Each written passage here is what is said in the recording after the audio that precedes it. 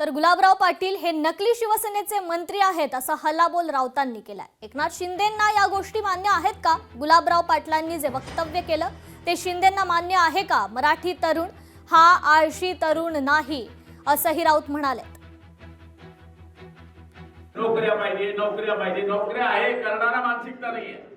बिहारचा माणूस इथं पोट भरतो, बिहारीवर आपण टीका करतो। कशावर टीका करताय? तुमच्या मराठी माणसाला बीकॉम झाला ना, शेतीचा ना, वावराचा ना, घरचा ना, शेतीत नोकरीचा, नोकरी नाही तर छोकरी नाही, ही प्रॉब्लेम आहे। आणि वरतून म्हणायचं की काम नाही, काम आहे। कोण म्हणतं काम नाही? कोण म्हणतं काम नाही? काम आहे, करण्याची मानसिकता नाही।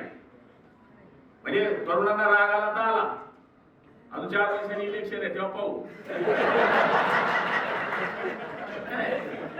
काम काय नाही, मग कोण म्हणतं काम नाहीये?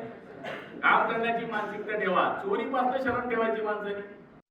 बघा, हे जे मंत्री आहेत हे नकली शिवसेनेचे मंत्री आहेत, त्याच्यामुळे ते अशी भाषा वापरणार। या मुंबईसह महाराष्ट्र जो घडवला आहे तो मराठी मजुरांनी, श्रमिकांनी घडवला आहे ना।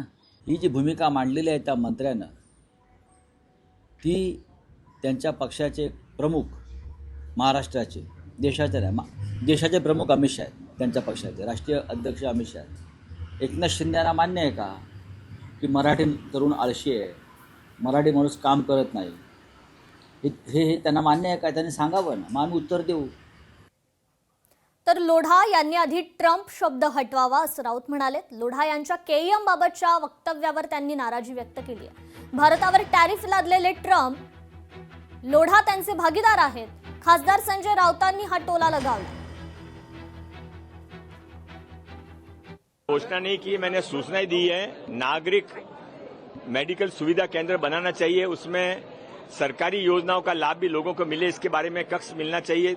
और तीसरी मैंने ये भी सूचना दी है कि इसका नाम, जो हॉस्पिटल का नाम है वो जीएस हॉस्पिटल है, उसमें एडवर्ड जो नाम लिखा हुआ है वो एडवर्ड नाम हटाया जा सकता है। इसके बारे में महानगर पालिका विचार करे। ये है कि ये हमारे भारत का नाम नहीं है, ये अंग्रेजों का नाम है, गुलामी का नाम है, इसलिए इसको हटाने के बारे में मैंने मेरे विचार प्रकट किए हैं। महानगर पालिका निर्णय करेगी। आमची अशी मागणी आहे, हे मिस्टर लोढा जे आहेत हे या जगातले सगळ्यात मोठे बिल्डर आहेत, प्रेसिडेंट ट्रम्पप्रमाणे, आणि ते प्रेसिडेंट ट्रम्पचे पार्टनर आहेत, व्यावसायिक पार्टनर आहेत प्रेसिडेंट ट्रम्पचे। ज्या ट्रम्पने आमच्यावर टेरिफ लादला आहे, जो ट्रम्प आम्हाला धमक्या देतोय, त्या ट्रम्पचे पार्टनर हे लोढा आहे। आणि लोढाने त्यांच्या सगळ्यात मोठं जो प्रकल्प आहे लोढा टॉवर, त्याला ट्रम्प टॉवर असं नाव दिलेलं आहे। लोढाने आधी ट्रम्प टॉवर हे नाव बदलावं, ते मोदी टॉवर करावं, ठाकरे टॉवर करावं, बाळासाहेब ठाकरे, किंवा छत्रपती शिवाजी टॉवर करावं।